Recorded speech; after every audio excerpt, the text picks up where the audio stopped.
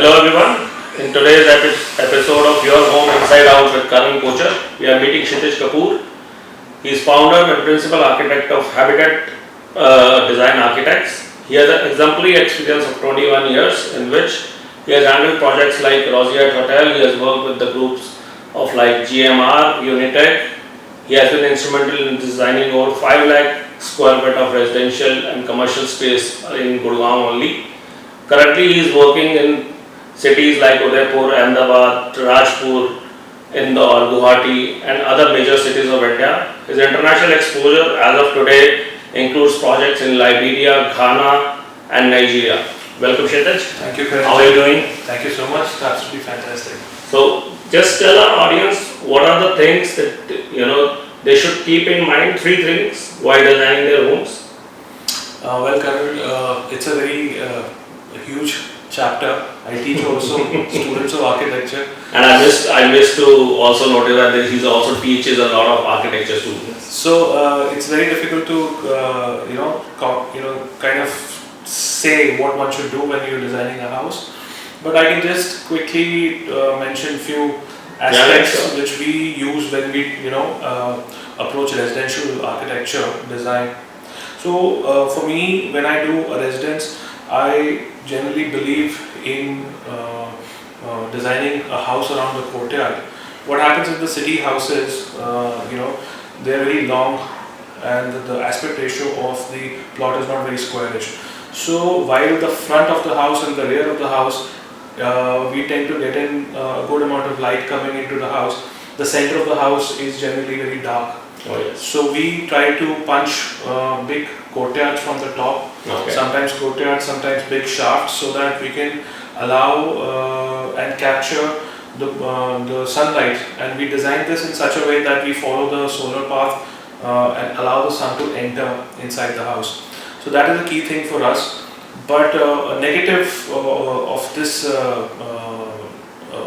process is that you don't want the sharpness of the sun, and the glare and the heat. You need to cut that out. So generally, by creating shafts, we do allow the sun to come in, but we then create large overhangs, so that helps in cutting off the glare of the solar movement.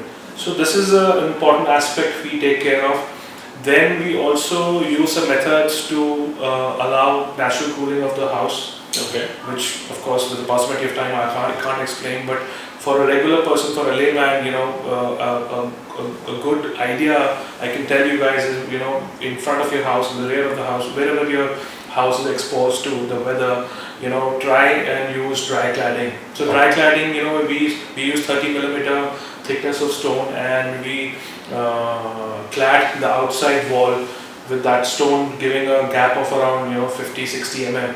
So that air insulation helps in the heat. The heat does not travel from the outside to the inside of the house. So there's a layer of stone, there's a layer of air, and then you have a 9-inch thick brick wall. So that this whole buffer acts in not allowing the sun to come in. And I am of course a fan of large windows, and I always want to capture any green which is being built outside the house as part of the landscape, and get the views in wherever we can get the views in.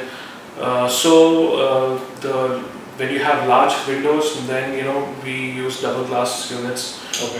The specifications of the glass are important, so that they also help in reduction of noise and heat inside the house.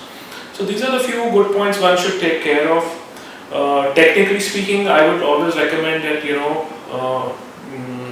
that good structure engineer should be part of the team of the architect's team, because these days structure engineering is very, very important.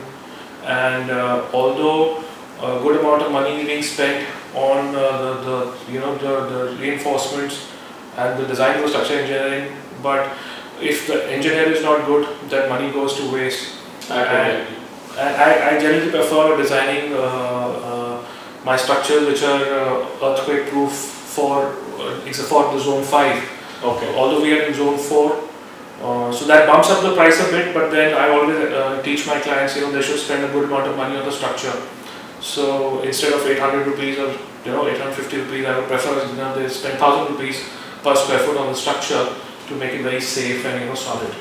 Like before, there's a famous saying that says, it's also by the Zig Ziglar that, you should try to spend a little more than you have planned than a little less than you should. So after this, there are any things that you want to tell our audience, things that, any common mistakes you see that a lot of people have made, or some things which we can avoid to have a better house per se? Yeah, I mean there are again a lot of ways we can take this discussion forwards, but I want generally in my houses that the plumbing systems are very well worked out, and the traps, we should use good traps, because when you are doing a sunk in the bathroom, if your trap is of not a good quality, water seeps through the traps and into the buildings and to the walls. It's so you should use good waterproofing technologies on the roof. You should have good plumbing systems in your house. Spend good amount of money there. Spend good amount of money on your glazings. So some people think that they have to buy 1,000 rupees a square foot stone because their contemporary has done the same thing. I would rather suggest spend money on your tectonics, on your technology of the building. And aesthetics can still be achieved from 200 rupees a square foot stone rather than 1,000 rupees square foot stone. So that is one point. Secondly, I generally see that there are issues when you don't hire a good contractor. So spend a good amount of money in hunting a good contractor for yourself. Don't just depend on the architect also. He would definitely recommend, but it's your money, it's your hard-earned money. Just don't go by what your architect says. Search for a good contractor. Check out their previous jobs. Also try and talk to the clients they have worked for, and get a good testimonial before hiring a contractor, and be very, very clear in your deal with your contractor. Your BOQ should be done in advance. Your architect should be giving you the BOQs with the designs, so that there is nothing left in the end of the process. And stick to your decisions. Make good decisions and stick to your decisions. That's very important. Thanks a lot, Kshitij. I'm sure these tips will be very helpful for our audience. In case you want to know more, do let us know. You have our contacts, and I'll connect you to Kshitij, or have you get the answer and let you know. Thanks a lot. Thank you, Karan. Thank you, Kshitij. Thank you.